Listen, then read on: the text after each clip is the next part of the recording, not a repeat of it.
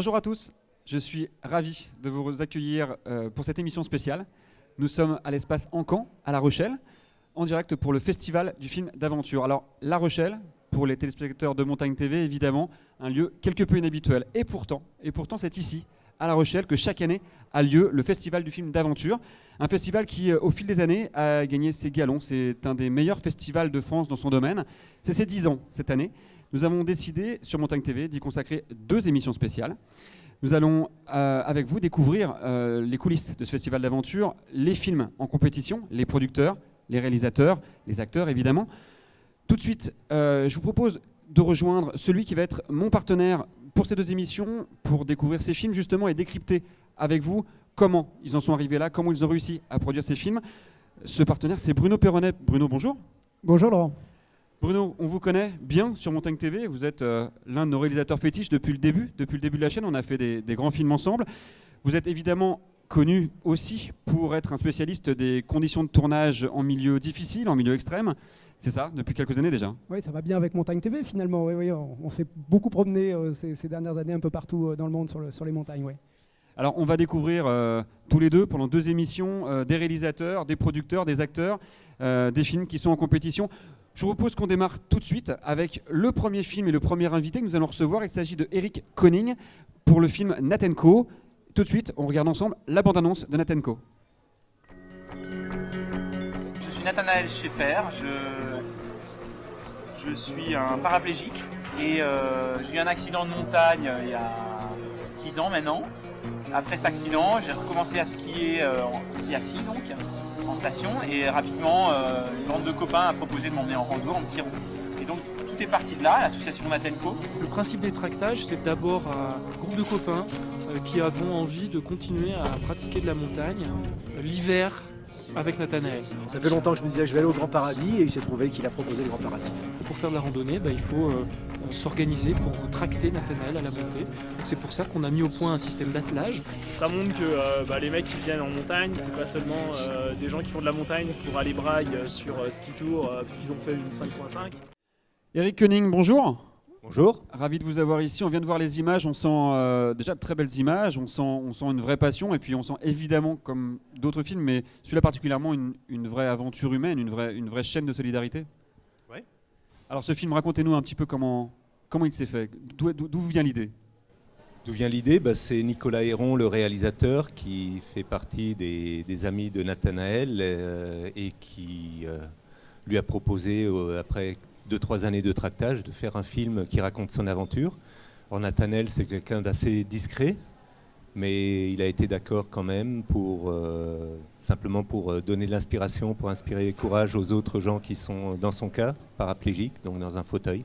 Alors on peut peut-être justement resituer un petit peu l'histoire forcément tragique de Nathanaël, en tout cas depuis son accident. C'est un alpiniste qui pratiquait beaucoup de sports de montagne et qui malheureusement a subi un accident en avalanche. Il a perdu l'usage de ses jambes et aujourd'hui il se bat, si on doit résumer un petit peu, et il a repris la montagne. Il continue à partir en montagne grâce notamment à des grandes chaînes de solidarité montées autour de lui. Vous êtes un maillon de cette chaîne de solidarité. Ça vous fait quoi de revoir les images qu'on découvre dans le film? C'est toujours un peu émouvant parce que c'est des moments forts où on s'investit physiquement parce que c'est pas facile de tracter à une dizaine un traîneau avec Nat qui prend un peu du lard tous les ans et puis son traîneau est un peu lourd dans de la pente, dans de la neige qui peut être profonde, et puis quand ça devient pentu, il faut déchausser les skis, les porter sur le dos et tracer tout droit dans le pentu, comme on dit.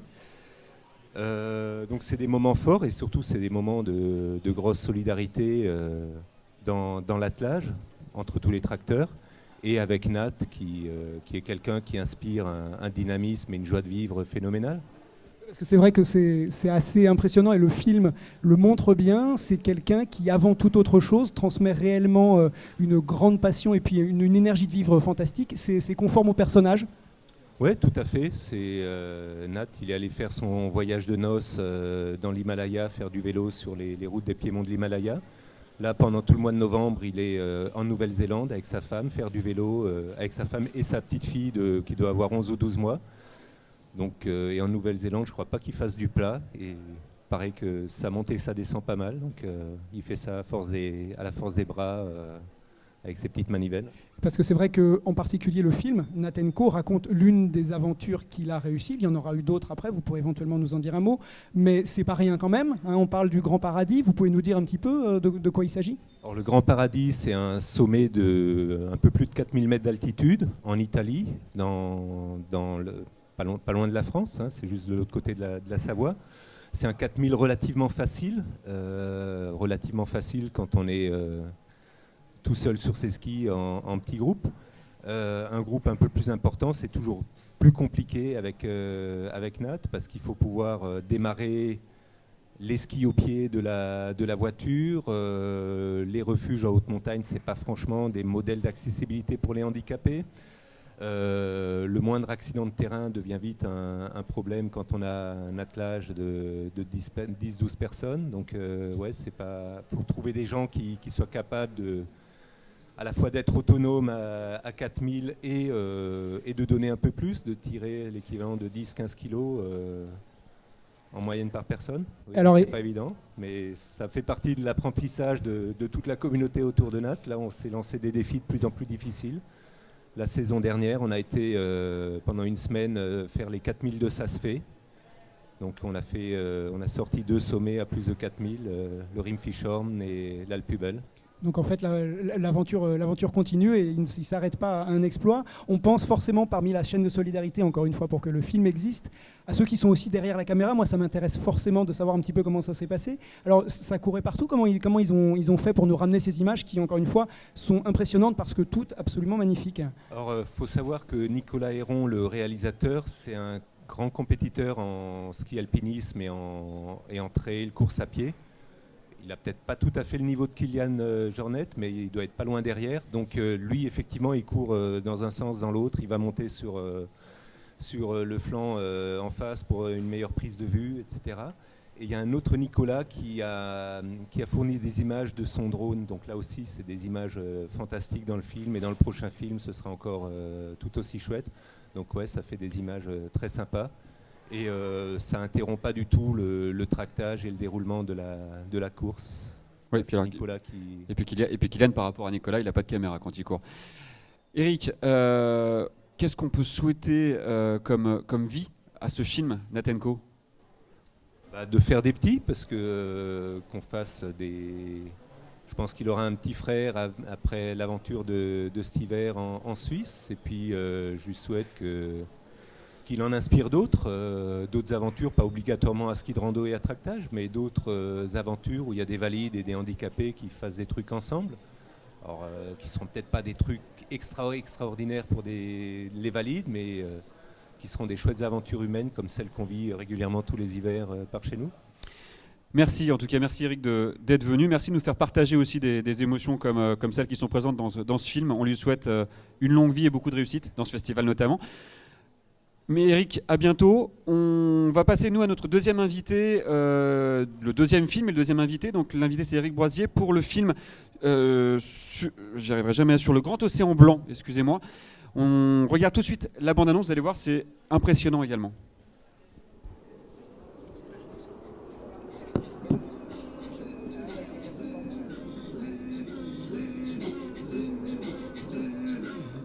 C'est une histoire qui se déroule sur le toit du monde, tout au nord du Canada, dans l'endroit habité le plus froid de la planète. Y parvenir est un très long voyage dans l'infiniment blanc, le règne de la banquise sur des milliers de kilomètres.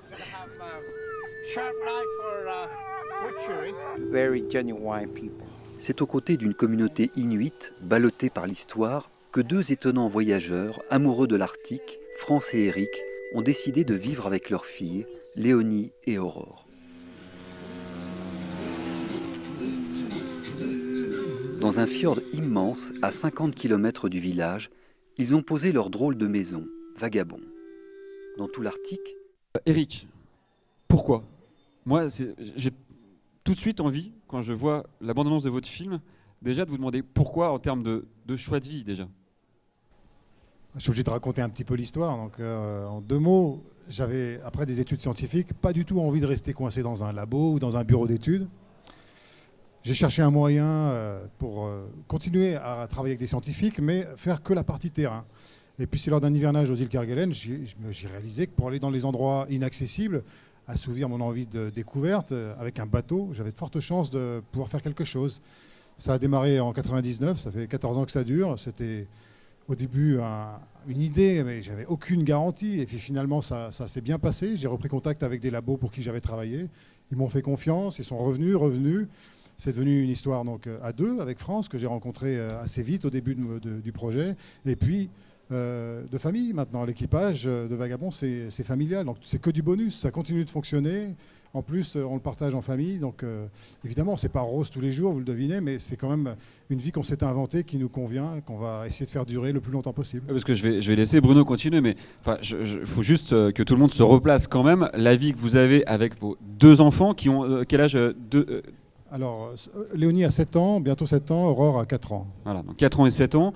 Ils ont quand même juste une vie absolument unique. Il ne doit pas y avoir beaucoup d'enfants qui ont cette vie-là, évidemment. Donc c'est quand même une aventure extraordinaire et une enfance extraordinaire pour eux aussi.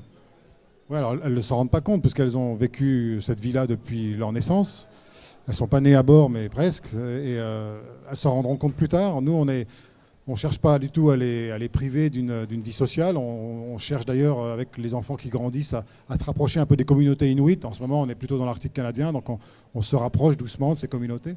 Mais voilà, elles sont trop jeunes pour réaliser, je pense. Évidemment, la question qu'on se pose aussi tout de suite, ça a l'air d'être assez enfermé ensemble, en famille. Vous vivez toute l'année sur ce bateau, votre femme et vos filles ensemble. Est-ce que c'est toujours aussi facile que ça voudrait bien en avoir l'air ? C'est sûr que dans ce film, sur le grand océan blanc, Hugues, le réalisateur, a choisi de donner un ton qui est un peu le conte. Donc évidemment, c'est quand même le bon côté. Mais on voit quand même France qui explique clairement son ras-le-bol d'être femme au foyer bateau. Et c'est sûr qu'on découvre aussi ça avec des petits-enfants. On ne peut pas sortir de la même façon qu'on sortait avant. On faisait les manips ensemble, tous les deux, France et moi, auparavant. Maintenant, on s'adapte. Quand les températures remontent, on peut sortir en famille. Mais il y a des adaptations, il y a des moments un peu plus difficiles que d'autres. Les adaptations, justement, en particulier avec les très jeunes enfants. Vous êtes papa, donc j'imagine que l'inquiétude n'est pas la même quand on a ces jeunes enfants que quand on est seul dans ce genre d'aventure. À quoi vous faites attention, en particulier pour le confort de vos deux filles ? Je pense que l'hiver, c'est le froid, et l'été, c'est l'eau. C'est-à-dire éviter les chutes à la mer, quoi. C'est les deux choses, les deux points clés. Après, il reste le poêle, qui est un point chaud toujours allumé dans le bateau. Bon. Mais on apprend assez vite. Le froid, quand on est complètement emmitouflé, il y a une façon simple, c'est de toucher le nez de l'enfant avec son propre nez. Et c'est des thermomètres très efficaces.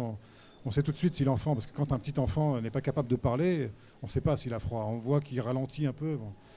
Et puis pour éviter toute chute à la mer, on s'attache. Il n'y a pas d'autre solution. Et comment est venue l'envie, l'idée de ce film ?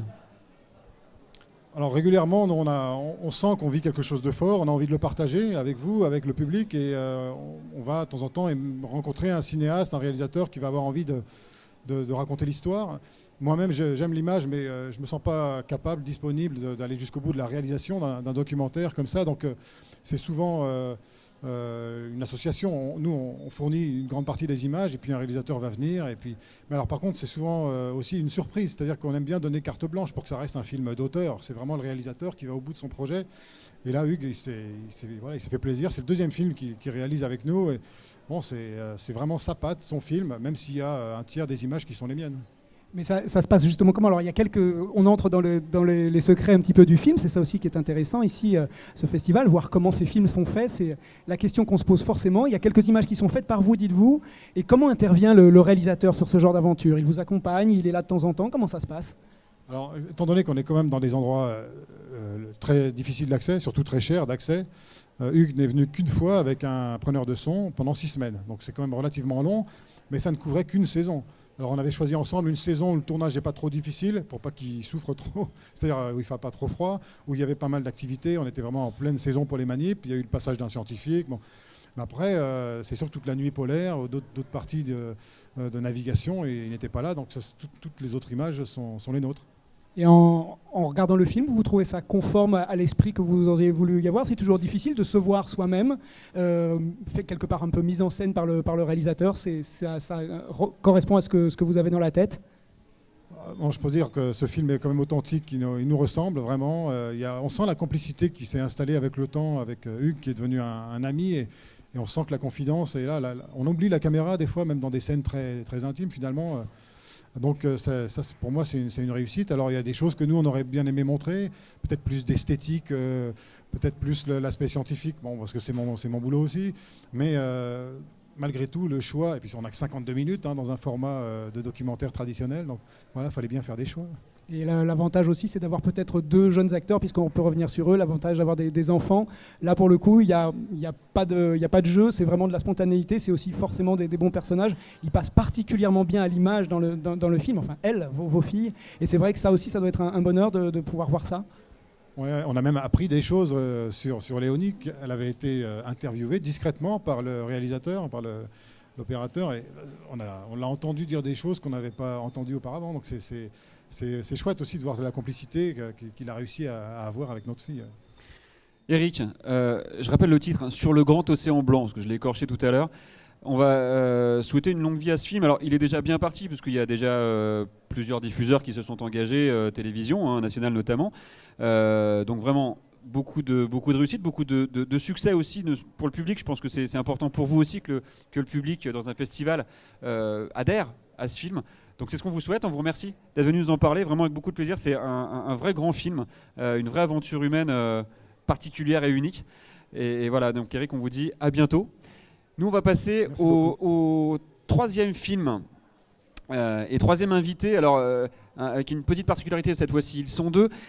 Et pour ce 3e film, je vais par contre laisser Bruno vous présenter les 2 invités, tout simplement parce que je vous assure que c'est une coïncidence, mais ce film, c'est Terminus Boreal, et il se trouve que Terminus Boreal, le réalisateur est Bruno Perronnet. Il se trouve que Montagne TV est coproducteur ensuite, donc encore une fois, c'est une coïncidence qu'il ait été sélectionné pour ce festival.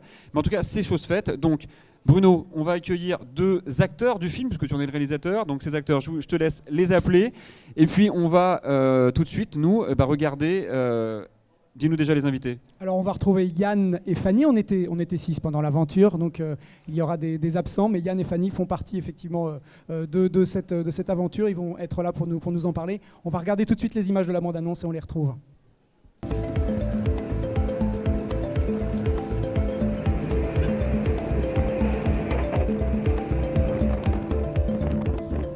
Le 25 mars, isolés en quelques secondes à 200 km au nord du cercle polaire, nous chaussons les skis riches déjà d'une première aventure. Objectif de l'itinérance nordique qui s'ouvre alors à nous, 13 jours nomades au cœur du Sarek, souvent surnommé l'Alaska de l'Europe, un massif montagneux particulièrement sauvage, culminant à 2000 mètres d'altitude.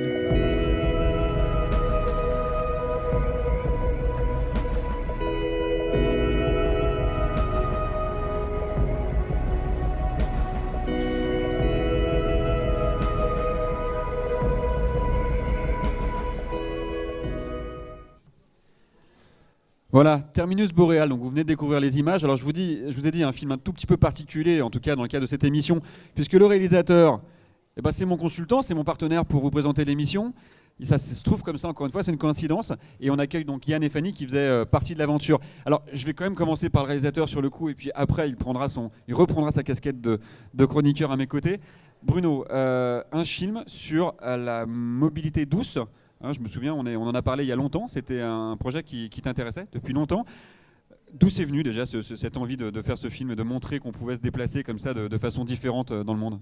En quelques mots, ça vient souvent d'une rencontre, ce genre d'aventure. Là, ça a été le cas.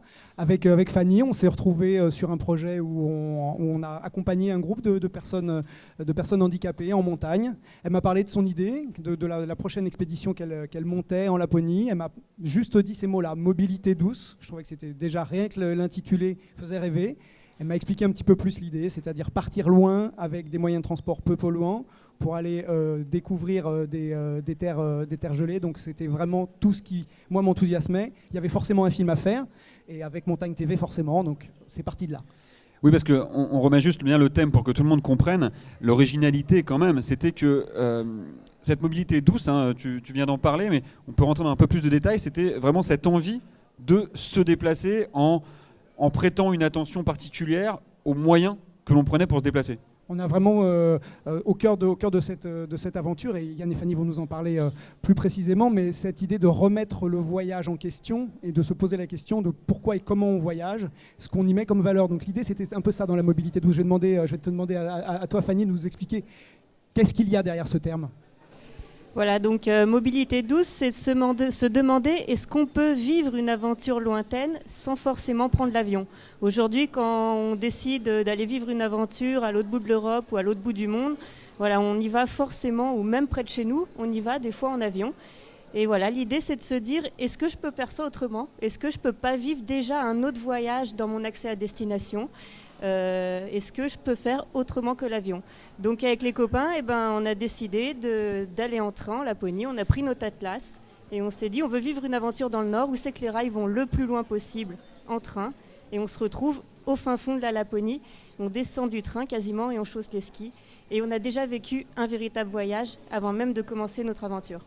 Alors c'est vrai que l'esprit de camaraderie est très fort dans ce qu'on a vécu tous ensemble. C'est toujours difficile de jouer les deux côtés de l'histoire, mais c'est vrai qu'on a vécu quelque chose de très fort là-bas, tous ensemble.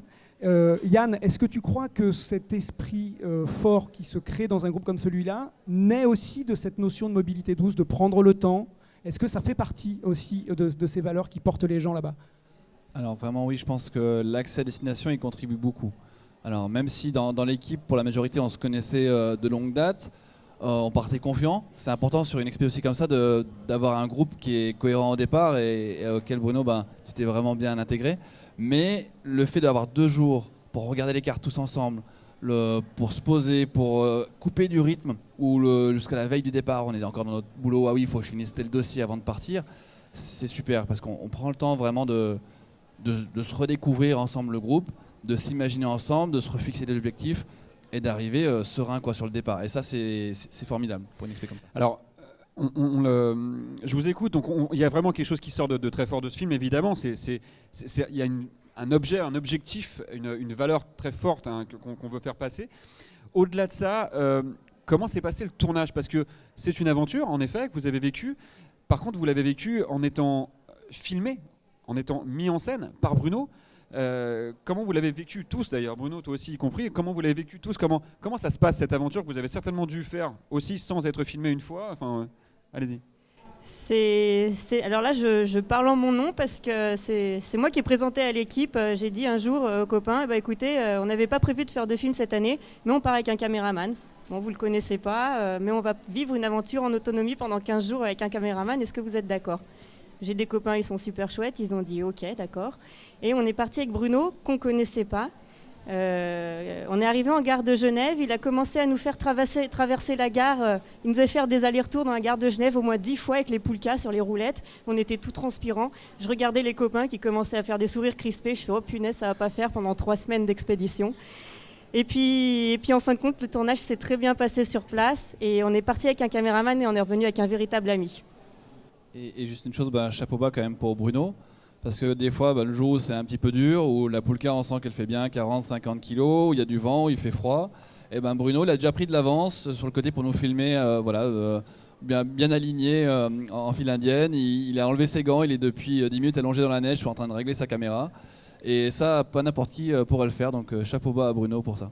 Oui, d'autant plus que je vais rajouter quelque chose qu'il ne dira pas évidemment, c'est la qualité des images. Vous avez vu les bandes annonces, vous venez aussi de voir des images.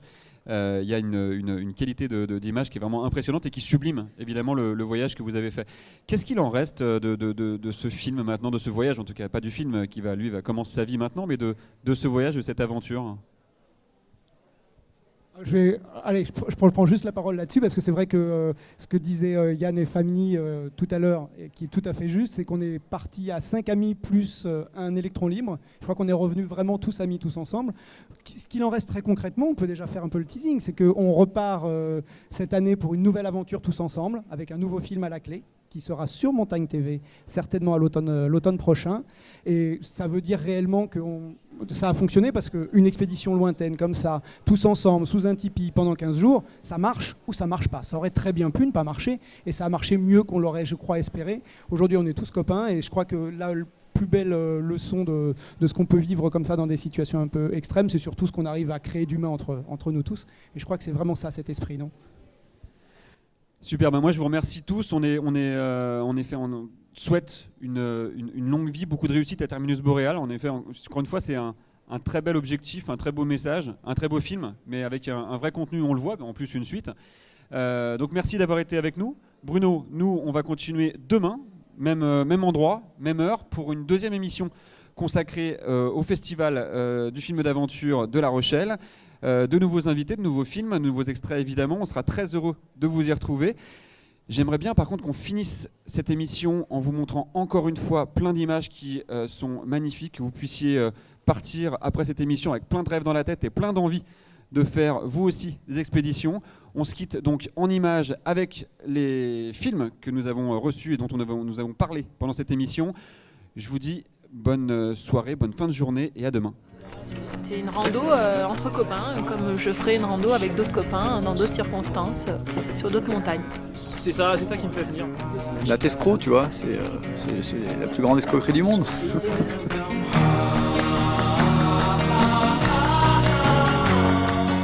Il a une capacité à rassembler, à fédérer autour de lui qui est extraordinaire. Chaque année, quand on fait un bilan, on se retourne. Et puis, qu'est-ce que j'ai fait cette année ? Ben voilà, j'ai fait un tractage, c'est quelque chose qui est fort.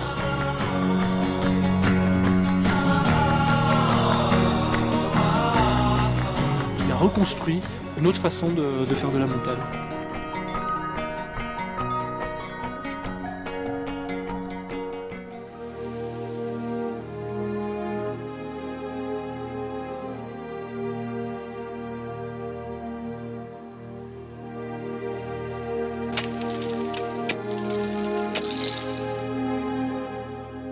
Se bâtir une vie dans la contre-allée, ne pas suivre la route de tout un chacun, vivre hors du vacarme du monde mais en pleine conscience, c'est ce choix de vie si singulier d'une famille pas comme les autres que nous allons vous raconter.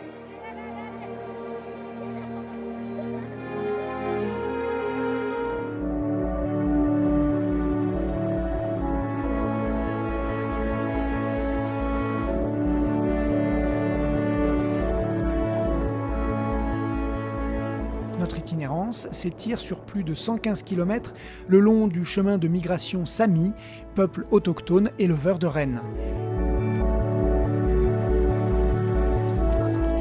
Et c'est au fond d'un fjord norvégien désert, en bord de mer, que se termine l'aventure à ski.